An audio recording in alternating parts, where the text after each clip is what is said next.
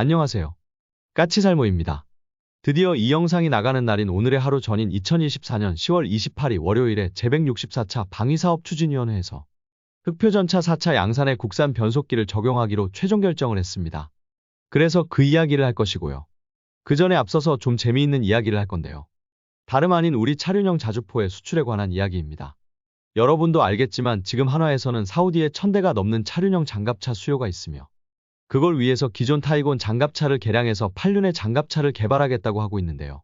그런데 여기서 혹시 여러분들 중에서 사우디 군의 규모를 아시는 분이 있나요? 사우디 군의 병력 규모는 23만 명쯤 되고 그 중에서 육군은 15만쯤 된다고 나옵니다.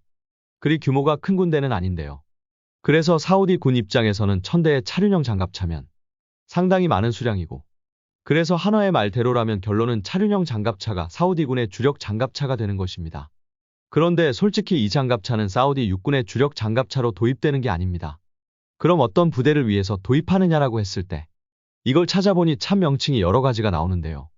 정확히 사우디의 군대 중에서 차륜형 장갑차 1000대가 필요한 부대는 육군이 아니라 사우디아라비아 방위군 또는 국민위병 또는 왕립근위대라는 부대에서 사용하기 위해서입니다. 사우디는 정확히는 군사 조직이 이원화되어 있는 나라입니다. 하나는 사우디의 정규군으로 이 군대는 일반적인 다른 나라 군대와 마찬가지 조직을 가진 군대입니다. 그런데 사우디에는 이런 일반적인 군대 말고 바로 제가 말한 여러 가지 이름으로 불리는 군대가 별도로 있습니다. SANG라고 하고요. 원음 그대로 하면 아라라스 아라탄이라고 하는데요. 여러분 혹시 아라비아의 로렌스라는 영화를 보신 적 있나요? 그 영화를 보면 낙타나 말을 타고 칼이나 총을 휘두르는 전사들이 나오는데요. 이 전사들은 바로 베두인 전사들입니다. 베두인은 중동의 유목민인데요. 결론은 이 부대는 바로 이 베두인 전사들의 현대판이라고 보시면 됩니다. 그래서 사우디에는 국방부의 지휘를 받는 정규군 말고 별도로 왕실을 보호하기 위한 베두인 출신을 중심으로 구성된 친위군이 존재합니다. 이걸 SANG라고 하는 것이고요. 결론은 이 부대는 정규군이 아니고 과거 베두인 전사들의 후신이기 때문에 왕실에게만 충성을 바치며 그래서 임무도 왕실 보호와 군부의 군사 쿠데타 방지 등의 임무를 부여받고 있습니다. 지휘도 국방부 장관이 아닌 별도의 장관으로부터 받는다고 합니다. 그래서 이 부대는 말 그대로 일종의 치안군 같은 부대이기 때문에 주로 차륜형 장갑차로 무장을 하고 있는데요. 현재 이 부대는 미국 해병대가 운영하는 LAV-25 장갑차로 주로 무장을 하고 있습니다. 그런데 원래 이 부대는 자국 내의 치안 유지가 주요 임무이기 때문에 후티 반군과의 전쟁 같은 외부 세력과의 전쟁에는 참여를 하지 않는데요. 문제는 사우디군이 후티 반군과의 전쟁에서 계속 고전하고 병력이 부족했기 때문에 이 SANG도 전쟁에 참여했다고 합니다. 그런데 여러분도 미국 해병대의 LAV-25 장갑차의 단점은 아주 잘 아실 겁니다. 이 장갑차는 지뢰 방어 능력이 없죠. 그래서 사우디의 SANG도 이것 때문에 상당히 많은 피해를 입었다고 합니다. 그래서 바로 SANG의 지뢰 방어력이 없는 LAV-25 장갑차를 대체하는 사업을 하는 것이고 여기에 우리 한화가 도전을 하고 있는 겁니다. 그래서 제가 이 장갑차를 개발하기 위해서 한화가 국방기술진흥연구소에 무기체계 개조개발 지원금을 신청했다고 했었는데요. 이게 통과가 되었다고 합니다. 그래서 이 사업은 정부의 지원을 받을 수 있게 되었습니다. 현재 이 사업은 한화 측의 이야기에 따르면 중국의 한 회사와 유럽의 한 회사도 도전하고 있다고 하는데요. 우선 유럽 회사는 기본적으로 가격이 너무 비싸고 또 무엇보다도 독일 등은 분쟁 중인 국가에 무기를 판매하지 않는 등의 정책을 쓰고 있기 때문에 또다시 사우디가 후티 반군과의 전쟁을 시작한다거나 하면 수리부품 등의 공급을 중단해 버릴 수 있기 때문에 꺼려하고 있고요.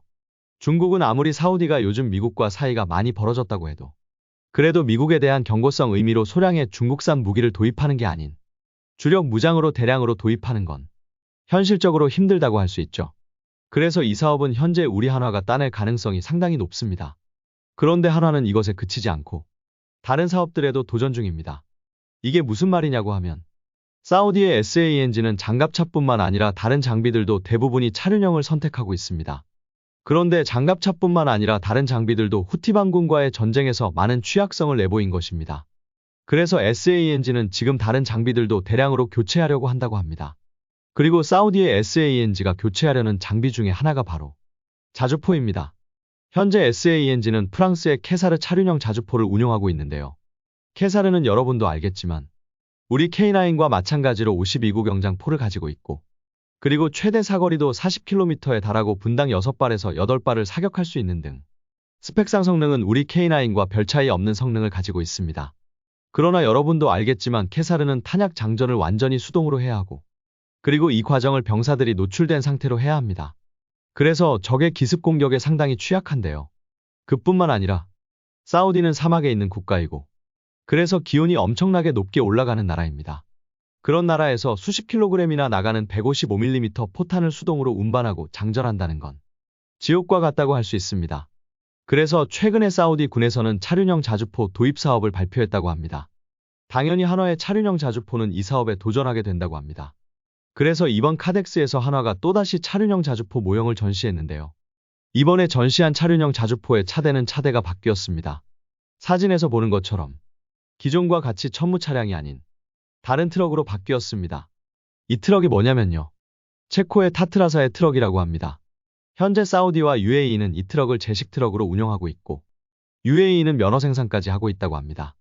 그래서 사우디와 UAE는 우리나라에 천궁 대공 미사일을 도입할 때도 천궁용 차대를 이 타트라 트럭으로 해줄 것을 요구했고, 그래서 사우디와 UAE에 수출되는 천궁은 차대로 이 타트라 트럭을 사용하고 있는데요.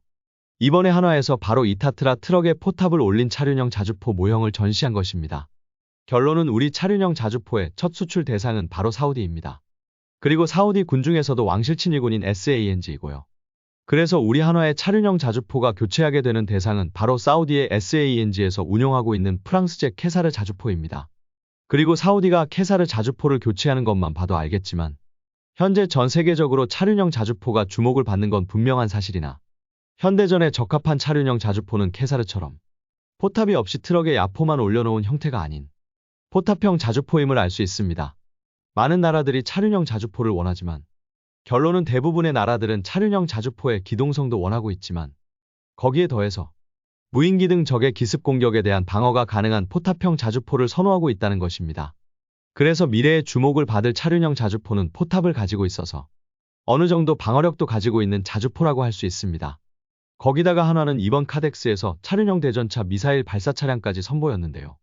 이 차량은 차륜형 장갑차에 6발의 천검 대전차 미사일을 장착하며 마치 우리 해병대의 비공 미사일 발사 차량처럼 상승형 관측 마스트를 장착해서 이 관측 마스트 상단에 광학 장비를 장착하고 있습니다.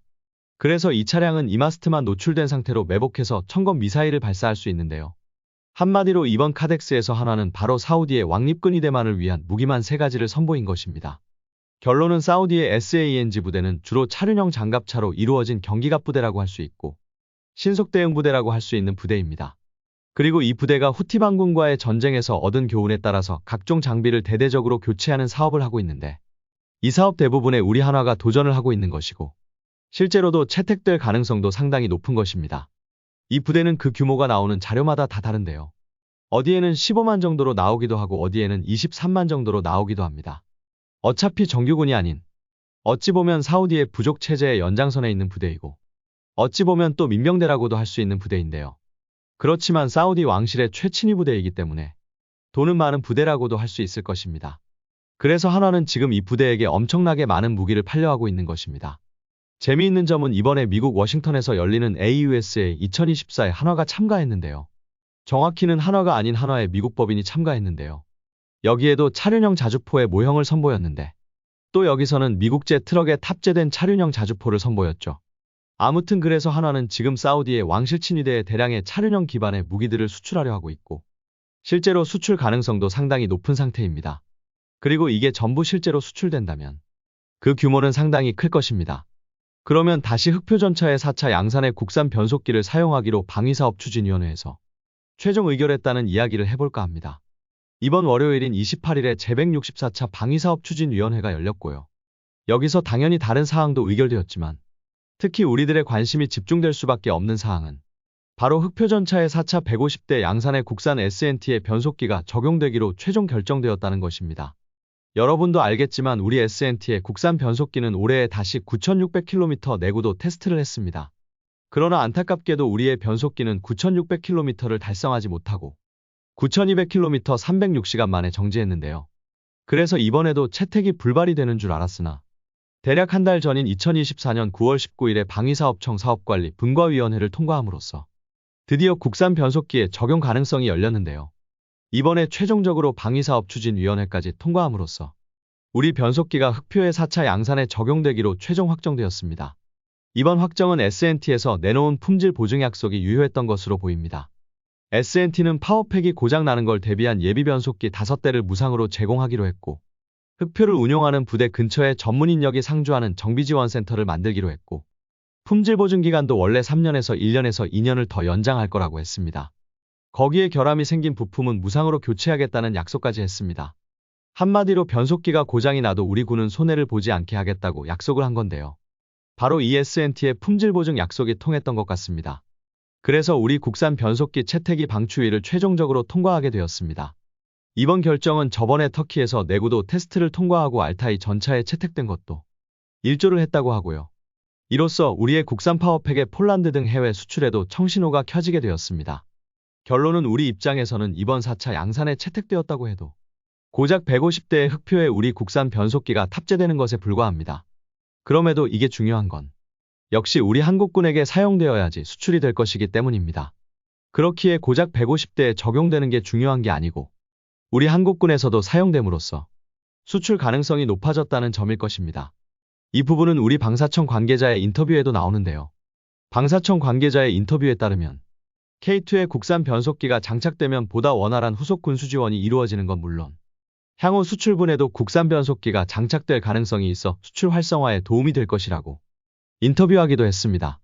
솔직히 만일 이게 단순하게 우리나라의 국내 수요만을 위한 거라면 S&T에서도 저런 파격적인 품질 보증 약속을 하지 않았을 것이고 상당히 경직된 공무원 마인드를 가진 우리 방사청에서도 굳이 채택하려고 하지 않았을 것입니다. 그럼에도 S&T가 고작 150대의 변속기를 판매하기 위해서 파격적인 품질 보증 약속을 하고 그리고 항상 공무원 마인드로 이런 일을 절대로 받아들이지 않던 방사청이 이런 파격적인 결정을 한 건 역시 수출 때문일 것입니다. 그만큼 우리 군의 흑표의 국산 변속기의 채택은 국산 파워팩의 수출에 있어서 상당히 중요한 부분이었고 그래서 이런 결정이 이루어진 거라고 할 수 있습니다. 아무튼 그래서 흑표 전차의 파워팩을 국산화하기로 결정을 하고 근 20년 만에 드디어 흑표 전차의 파워팩이 전부 국산화되게 되었습니다. 정말 다행한 일이라고 생각이 들고요.